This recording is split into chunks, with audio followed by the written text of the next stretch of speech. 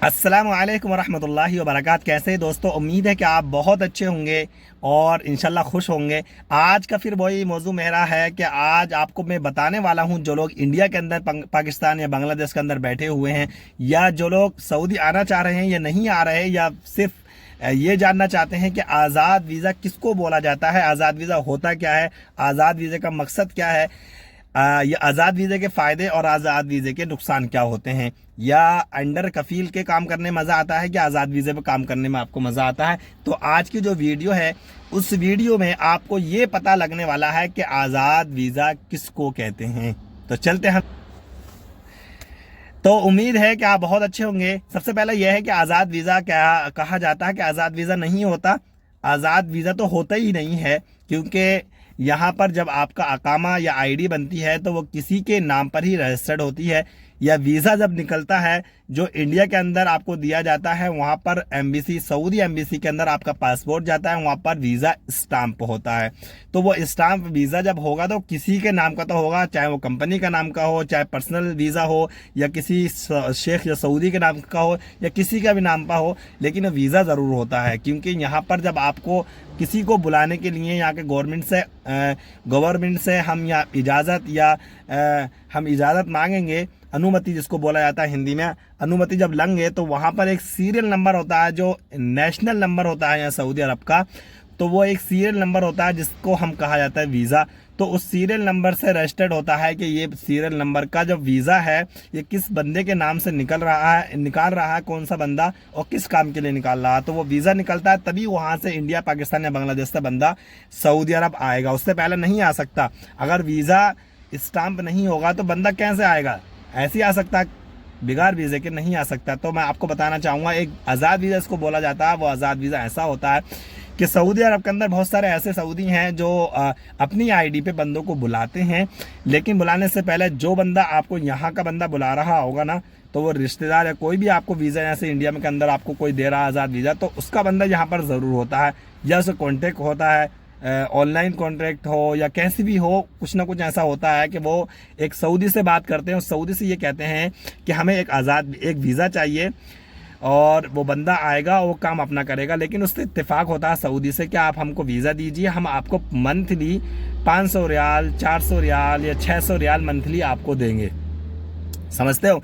जब बंदा आज़ाद वीज़े पे सऊदी अरब आ जाता है, तो उसके बाद में वो इत्तेफाक करता है कि भाई बंदा जब सऊदी अरब आपका आ जाए तो मेरे को मंथली 500 रियाल चाहिए, आपका काम हो या ना हो, इससे मुझे कोई मतलब नहीं। महीना आ जाए, 1 तारीख आ जाए, तो आपको 500 रियाल या 100 रियाल, 500 रियाल, 400 या 1000 रियाल, जितना भी इत्तेफाक हो, वो कफील अपने वीज़े के मुताबिक अपने डिमांड करेगा कि मेरे को मंथली 400 या 500 रियाल चाहिए। उसके अंदर भाई उसकी कोई जिम्मेदारी नहीं है कि आपका काम चले या ना चले, कोई जिम्मेदारी नहीं है। तो ये इत्तेफाक होता है पहले। तो इत्तेफाक उससे होगा जो बंदा वीज़ा यहाँ पर लेगा। वीज़ा लेने के बाद में भाई आपको वीज़ा दिया, आपसे कहा जाता है कि आज़ाद वीज़ा है, आप आओ, जहाँ चाहो वहाँ काम करो। यहाँ आने के बाद में जो इस बंदे ने आज़ाद वीज़ा आपको दिया है, वो आपका कोई किसी भी तरह का कोई जिम्मेदार नहीं है, ना कारोबार का जिम्मेदार है, ना खाने का, ना रहने का, ना रूम, ना किसी भी चीज़ का कोई जिम्मेदार नहीं है। वो सिर्फ आपसे मंथली जो उसकी डिमांड है, जो उसके चार्ज है, वो चार्ज आपको देना है। अगर आप चार्ज नहीं देंगे तो बहुत मुश्किल हो जाता है, फिर वो झगड़ा करता है आपसे, वो आपका खुरुज लगा देगा, आपको इंडिया वापस भेज सकता है। तो वो लड़ाई झगड़े होते हैं।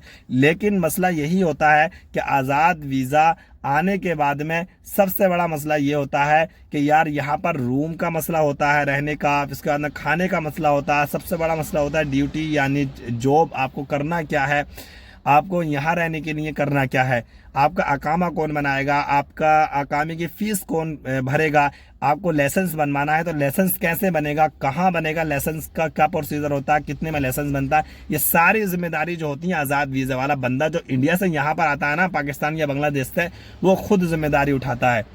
समझ गए? यानी कि आपको क्या काम करना है, कहाँ करना है, कितने की सैलरी मिल रही, कितने की जॉब मिल रही, ये आप जाने हो। और उसे कफील से कोई मतलब नहीं। कफील को तो भाई महीना हो जाए तो उसके पास में उसका जो मुआदा हुआ है कितने पैसों का, वो उसके अकाउंट में चला जाना चाहिए, बिना टोके। अब होता है कि स्टाम्प जो कफील के स्टाम्प पे यहाँ पर आते हैं, कफील के वीज़े पे आते हैं। तो कफील के वीज़े पे ये होता है, जब आप निमी एयरपोर्ट पे उतर जाता है ना, जब आदमी एयरपोर्ट पे उतर जाता है तो उसी टाइम से आपकी सैलरी चालू हो जाती है। एयरपोर्ट पे उतरोगे जिस तारीख में, उसी डेट से आपकी सैलरी चालू हो जाती है। अब जिस काम पे आए हो, आप चाहे 1 हफ्ते के बाद स्टार्ट करो, 2 हफ्ते के बाद स्टार्ट करो, कफिल आपसे महीने तक स्टार्ट ना कराए, रूम में बिठा ले रहा है, खाने को आपको दे, बिठा ले रहा है, काम कराए या ना कराए, लेकिन मंथ जब आएगा, जिस तारीख को आप आए हो, आपको वो सैलरी जरूर देगा। उसकी जिम्मेदारी होती है, उसका कानून यही है सऊदी अरब का कि आप बंदा आपके पास में रह रहा है, आपको सैलरी जरूर देनी है। अगर आपको बंदा यहाँ पर सऊदी अरब के अंदर है तो सैलरी देनी पड़ेगी, और अगर सऊदी अरब से आपने भेज दिया तो सैलरी कोई जिम्मेदारी नहीं है। तो आज़ाद वीज़े का ये होता है कि सारी जिम्मेदारी आपको एक तरफ होती हैं, और विद कफील के साथ में अगर आप इत्तेफाक करके यहाँ पर आएंगे तो सारी जिम्मेदारी कफील की होती है। आपको सिर्फ वो काम करना जिस काम के लिए आप यहाँ पर आए हो। आप चाहे हाउस ड्राइवर के काम पे आए हो, हाउस कीपर के काम पे आए हो, या होम मेड के काम पर आए हो, किसी कंपनी में आए हो, या किसी इस तरह में आए हो, किसी भी काम में आप आए हो, तो आपको सिर्फ वही काम करना है। मंथ होगा, सैलरी आपको मिल जाएगी।